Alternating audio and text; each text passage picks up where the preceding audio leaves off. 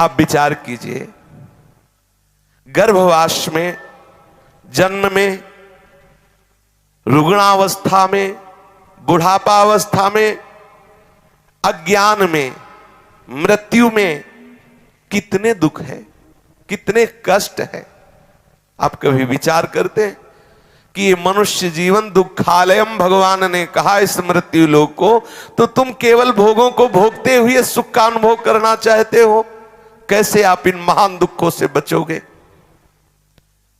आप विचार कीजिए, मल के द्वारा ढके हुए गर्भ में अत्यंत सुकुमार शरीर से युक्त होकर जब हम थे, तो वहां बहुत छोटे छोटे कीड़े अंदर गर्भ में होते, छोटे छोटे कीड़े, वो उसको काटते हैं। वो जेर से लिपटा हुआ वो अत्यंत कोमल शरीर वाला बच्चा, माता को उस समय खाने की रुचि होती, खट्टा खाए, कड़ुआ खाए, क्योंकि उसकी त्वचा को जाके जलाएगा, उसे भोग भुगाना है। उसको उसकी जिह्वा में मांग होने लगती, मैं खट्टा खाऊं, तीखा खाऊं, चरफरा खाऊं। गर्मा गर्म, तीखे, कड़वे, खट्टे इन पदार्थों के द्वारा उसके शरीर को भयंकर जलन होती है।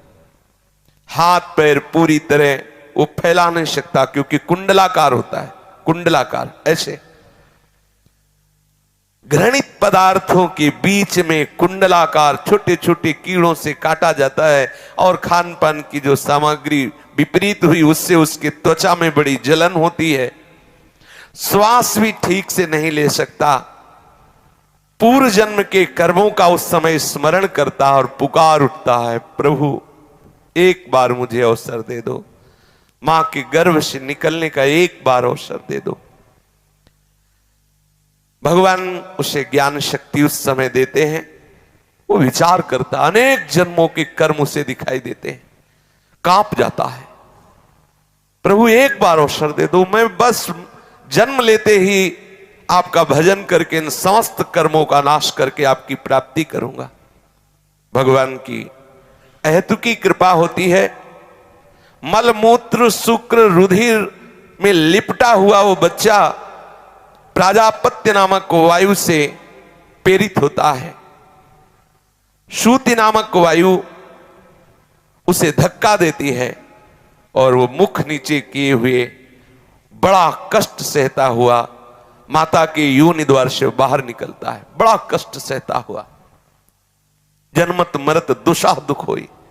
आप कल्पना भी नहीं कर सकते कि कैसे कष्ट से जन्म होता है, कैसे कष्ट से हम गर्भ में रहे।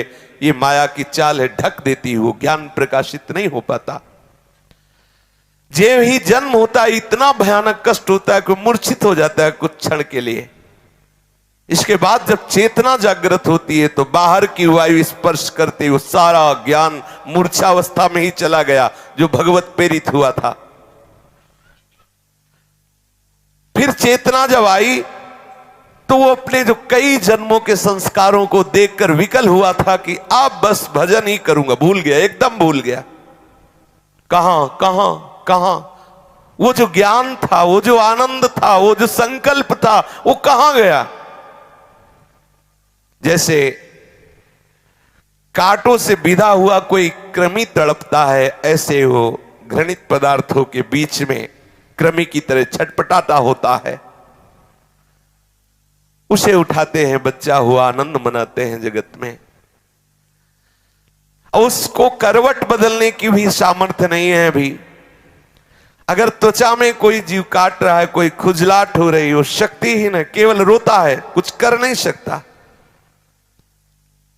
जब मां दुग्ध पान कराएगी तभी वो पा सकता है, नहीं भूख से व्याकुल होकर वो रोता है। कीड़े की तरह छटपटाता रहता है, कुछ ना बोल सकता है ना कुछ कह सकता है, केवल सहता है। आप कभी अनुभव किए कि हम कितना कष्ट भोग कर आए हैं। सामर्थ्यहीन वो बच्चा जो अपने दुखों का ना तो किसी से वर्णन कर सकता है ना अपने को बचा सकता है, वो दुख भोगते हुए थोड़ा बड़ा हुआ, तत्काल उसके ऊपर तीनों तापों का प्रभाव घेर लिया, आधिदैविक, आधि भौतिक, आध्यात्मिक। वो अज्ञान अंधकार से विमूढ़ हुआ, अंतःकरण मलिन। मैं कहां हूं, मैं कौन हूं, मेरा लक्ष्य क्या था, क्या है, कहां जाऊंगा, मेरा स्वरूप क्या है, सब भूल गया, सब भूल गया। मैं क्यों बंधा हुआ हूं, मैं ऐसे कष्ट क्यों भोग रहा हूं, इसका कारण क्या है, कौन सा उपाय है जो मुझे इस कष्ट से बचा सके, ऐसी कोई जिज्ञासा नहीं। बस वो पुनः दुखों की राशि में फंसने लगता है। मुझे क्या करना है, क्या करना चाहिए, ये ज्ञान अपहृत हो गया। क्या बोलना है, क्या नहीं बोलना चाहिए, ये ज्ञान अपहृत हो गया। क्या धर्म है, क्या अधर्म है, कौन से मार्ग का अवलंबन करना चाहिए, कौन से मार्ग का निषेध है, ये सब बातें भूल गया। क्या कार्य दोष युक्त है, क्या कार्य निर्दोष है, विवेक शक्ति खो गई।